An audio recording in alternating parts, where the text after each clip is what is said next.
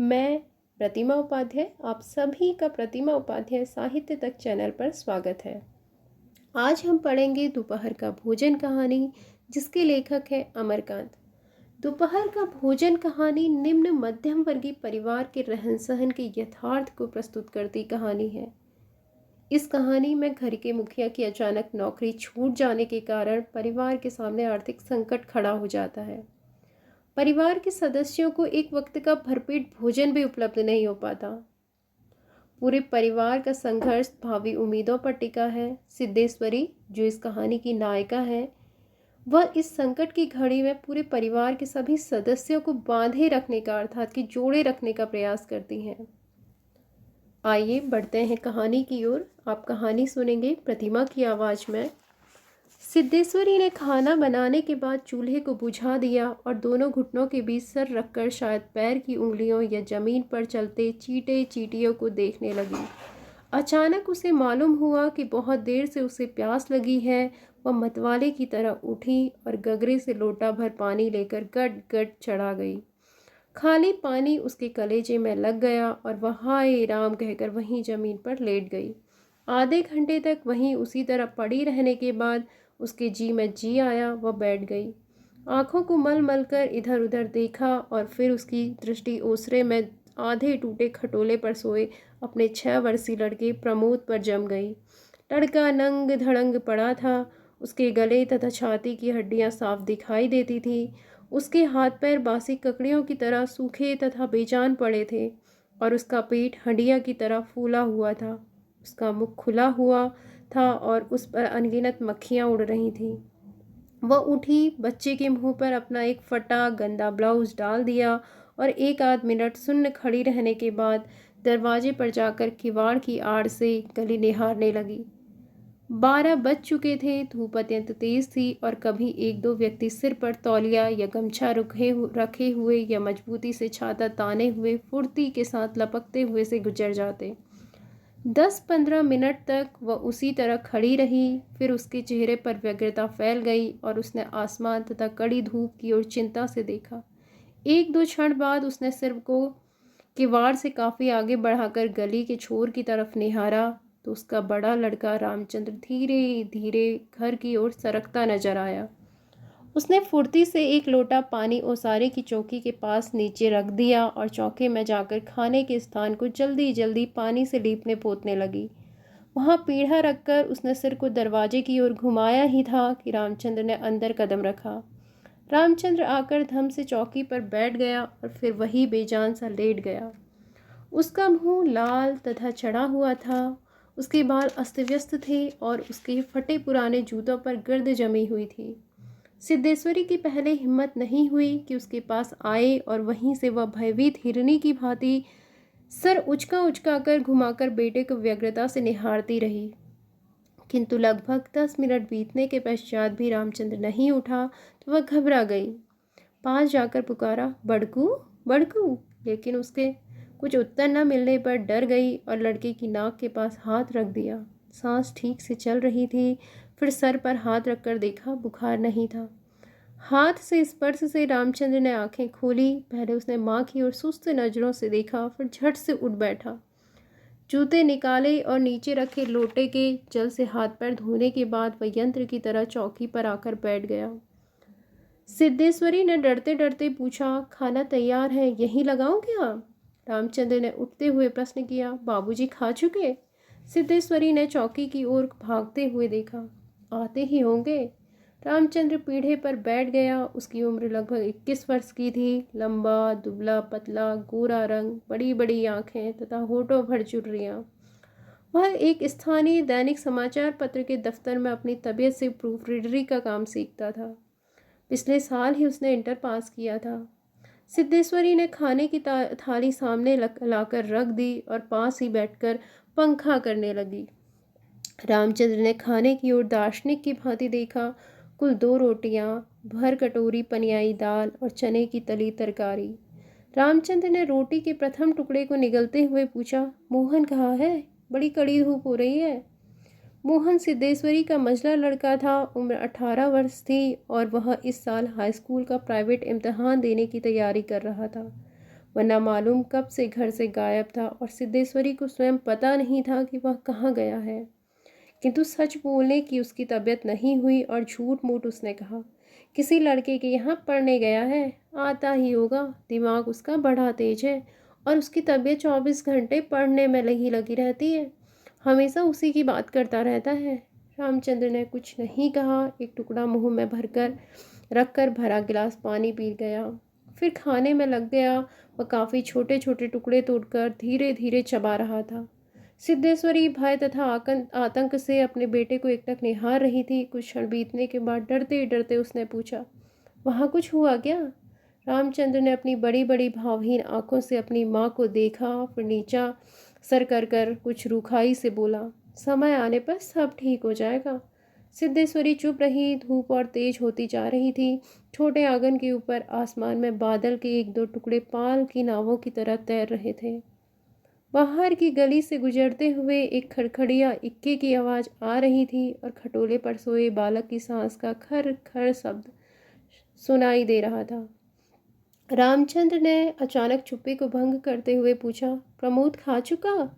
सिद्धेश्वरी ने प्रमोद की ओर देखते हुए उदास स्वर में उत्तर दिया, हाँ खा चुका। रोया तो नहीं था? सिद्धेश्वरी फिर झूठ बोल गई, आज तो सचमुच नहीं रोया, वह बड़ा ही होशियार हो गया है, कहता था बड़का भैया के यहाँ जाऊँगा, ऐसा लड़का। पर वह आगे कुछ न बोल सकी, जैसे उसके गले में कुछ अटक गया। कल प्रमोद ने रेवड़ी खाने की जिद पकड़ ली थी और उसके लिए 1.5 घंटे तक रोने के बाद सोया था। रामचंद्र ने कुछ आश्चर्य के साथ अपनी माँ की ओर देखा और फिर मुंह नीचा करके कुछ तेजी से खाने लगा। थाली में जब रोटी का केवल एक टुकड़ा शेष रह गया तो सिद्धेश्वरी ने उठने का उपक्रम करते हुए प्रश्न किया, एक रोटी और लाती हूँ?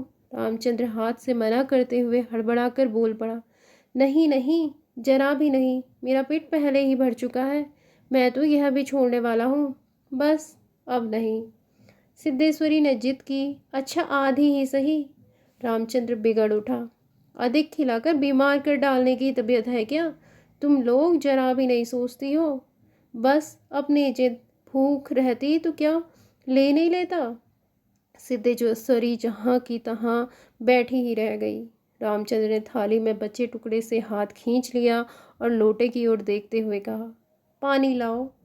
सिद्धेश्वरी लोटा लेकर पानी लेने चली गई। रामचंद्र ने कटोरे को उंगलियों से बजाया, फिर हाथ को थाली में रख दिया। एक दो क्षण बाद रोटी के टुकड़े को धीरे से हाथ में उठाकर आंखों से निहारा और अंत में इधर उधर देखने के बाद टुकड़े को मुंह में इस सरलता से रख लिया जैसे वह भोजन का ग्रास न होकर पान का बीड़ा हो। मझला लड़का मोहन आते ही हाथ पैर धोकर पीढ़े पर बैठ गया। वह कुछ सांवला था और उसकी आंखें छोटी थी, उसके चेहरे पर चेचक के दाग थे। वह अपने भाई की ही तरह दुबला पतला था, किंतु उतना लंबा ना था। वह उम्र की अपेक्षा कहीं अधिक गंभीर और उदास दिखाई पड़ रहा था। सिद्धेश्वरी ने उसके सामने थाली रखते हुए प्रश्न किया, कहाँ रह गए थे बेटा? भैया पूछ रहा था। मोहन ने रोटी के एक बड़े ग्रास को निगलने की कोशिश करते हुए अस्वाभाविक मोटे स्वर में जवाब दिया, कहीं तो नहीं गया था, यहीं पर था।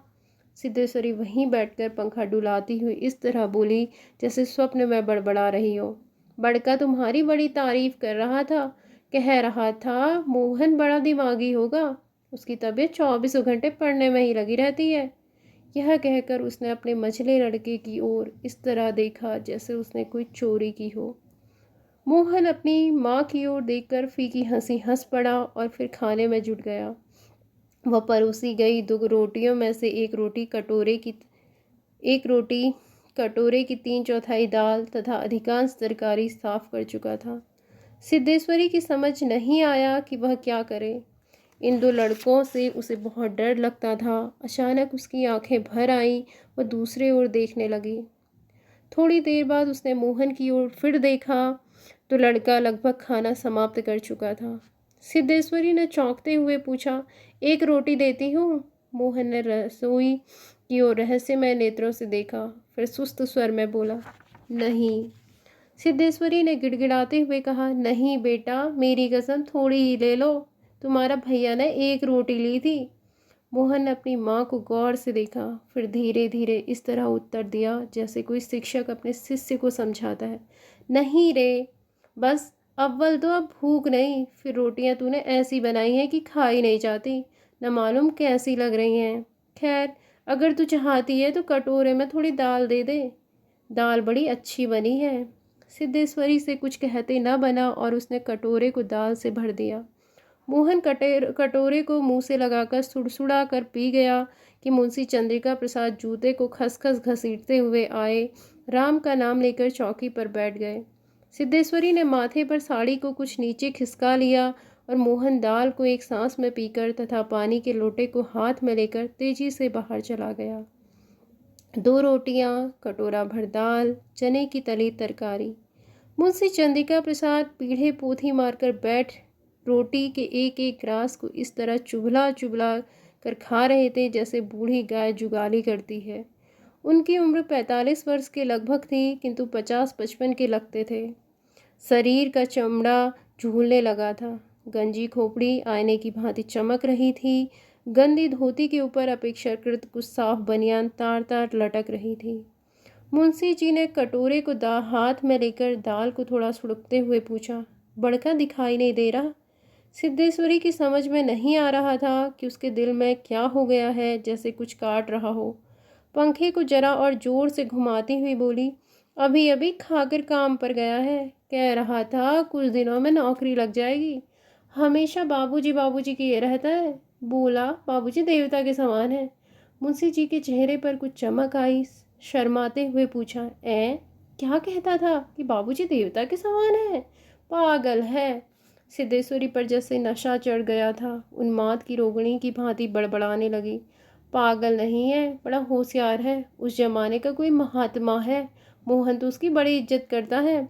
आज कह रहा था कि भैया के शहर में बड़ी इज्जत होती है, पढ़ने लिखने वालों में बड़ा आदर होता है, और बड़का तो छोटे भाइयों पर जान देता है।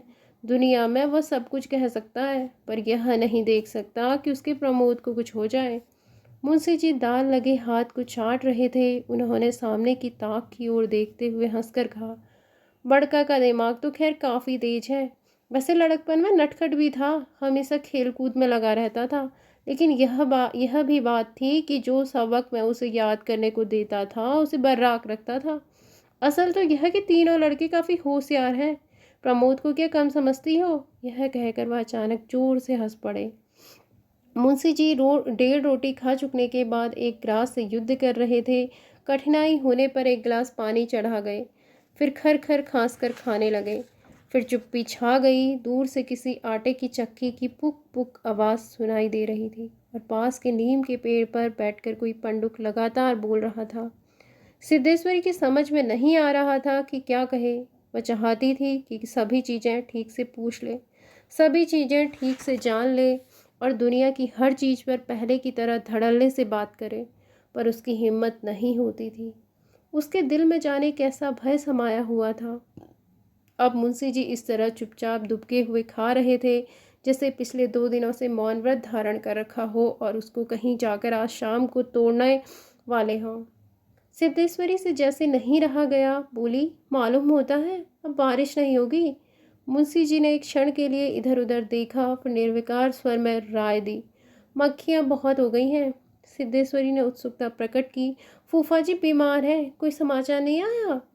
मुंशी जी ने चने के दानों की ओर इस दिलचस्पी से दृष्टिपात किया जैसे उनसे बातचीत करने वाले हों।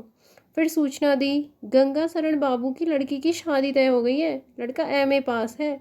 सिद्धेश्वरी हठात चुप हो गई। मुंशी जी भी आगे कुछ नहीं बोले। उनका खाना समाप्त हो चुका था और वे थाली में बचे कुचे दानों को बंदर की तरह बीन रहे थे। सिद्धेश्वरी ने पूछा, बड़का की कसम 1 रोटी देती हूँ, अभी बहुत सी है। मुंशी जी ने पत्नी की ओर अपराधी की समान तथा रसोई की ओर कनखी से देखा। तत्पश्चात किसी छठे उस्ताद की भांति बोले, रोटी रहने दो, पेट काफ़ी भर चुका है, अन्न और नमकीन चीज़ें से तबीयत ऊब भी गई है, तुमने व्यर्थ में कसम धरा दी। खैर, कसम रखने के लिए ले रहा हूँ, गुड़ होगा क्या?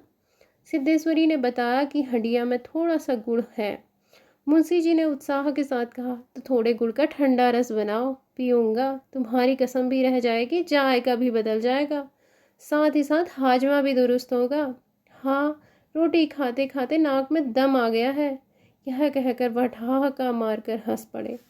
मुंशी जी के निपटने के पश्चात सिद्धेश्वरी उनकी जूठी थाली लेकर चौके की जमीन पर बैठ गई। बटलोई की दाल की कटोरी में उड़ेल दिया, पर वह पूरा भरा नहीं। छिपुली में थोड़ी सी चने की तरकारी बची थी, उसे पास खींच लिया। रोटियों की थाली को भी उसने पास खींच लिया, उसमें केवल एक रोटी बची थी, मोटी भद्दी और जली। उस रोटी को वह जूठी थाली में रखने जा रही थी कि अचानक उसका ध्यान ओसारे में सोए प्रमोद की ओर आकर्षित हो गया। उसने लड़के को कुछ देर तक एकटक देखा, फिर रोटी को दो बार तो बराबर टुकड़ों में विभाजित कर दिया। एक टुकड़े को तो अलग रख दिया और दूसरे टुकड़े को अपनी छोटी थाली में रख लिया। तदुपरांत एक लोटा पानी लेकर खाने बैठ गई। उसने पहला ग्लास मुंह में रखा और तब न मालूम कहाँ उसकी आंखों में टप टप आंसू चूने लगे। सारा घर मक्खियों से भन भन कर रहा था। आंगन की अलगनी पर एक गंदी साड़ी टंगी थी जिसमें पैबंद लगे हुए थे। दोनों बड़े लड़कों का कहीं पता नहीं था। बाहर की कोठरी में मुंशी जी औंधे मुंह होकर निश्चिंतता के साथ सो रहे थे, जैसे 1.5 महीने पूर्व मकान किराया नियंत्रण विभाग की क्लर्की से उनकी छटनी ना हुई हो और शाम को उनको काम की तलाश में कहीं जाना ना हो। आशा है आपको यह कहानी अच्छी लगी होगी। कैसी लगी ये कमेंट बॉक्स में कमेंट कर बताइए। आपको यह कहानी पसंद आई है तो लाइक करें। जल्द ही एक नई कहानी के साथ मैं आपके सामने फिर से आऊँगी। धन्यवाद।